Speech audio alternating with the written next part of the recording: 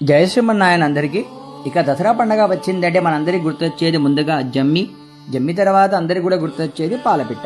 మనము చిన్నప్పటి నుండి వింటున్నాం, ఆ రోజు పోయి జమ్మి తీసుకోవాలి, జమ్మి తీసుకునే పిమ్మట పాలపిట్ట చూసి రావాలంటే మనందరం కూడా చిన్న ఉన్నప్పుడు అడవుల దగ్గర కానీ లేకపోతే పట్ట పొలాల దగ్గరికి వెళ్ళేవారు. వెళుతున్నప్పుడు ఆ పాలపిట్ట చూసి ఇంటికి తిరిగి వచ్చేసి పెద్దలకు జమ్మి ఇచ్చి వారి ఆశీర్వాదం తీసుకునేవారు. ఇది మనకు ముందు నుండి ఆచారం అనేది వస్తుంది. అసలు పాలపిట్ట ఎందుకు చూడాలి, దీని యొక్క ఉద్దేశం ఏంటో మనం ఈరోజు ఈ వీడియో ద్వారా తెలుసుకుందాం. ఇక ఈ పాలపిట్ట నీలము పసుపు రంగుల కలబోయతో ఈ పాలపిట్ట చాలా అందంగా ఉంటుందండి.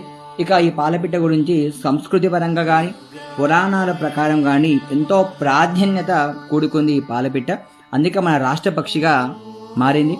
ఇక దానితో పాటు ఆంధ్రప్రదేశ్, కర్ణాటక, ఒడిస్సా, బీహార్ రాష్ట్ర అధికార పక్షి కూడా ఈ పాలపిట్ట అవ్వడం విశేషం. దీని గురించి రామాయణం, మహాభారతంలో దీని యొక్క ప్రస్తావన ఉందండి.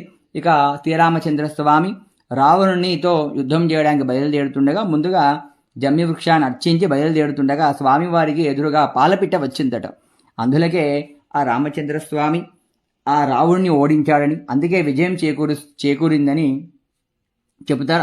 అంతేకాకుండా ఇక మహాభారత ప్రస్తావన, మహాభారతం ఇక పాండవులు అజ్ఞాతవాసం అరణ్యవాసం ముగించుకుని తమ ఆయుధాలని జమ్మి చెట్టుపై పెడతారు కదా, ఆ ఆయుధాలు తీసుకుని వెళ్తూ ఉండగా వారికి పాలపిట్ట సందర్శన జరిగిందట.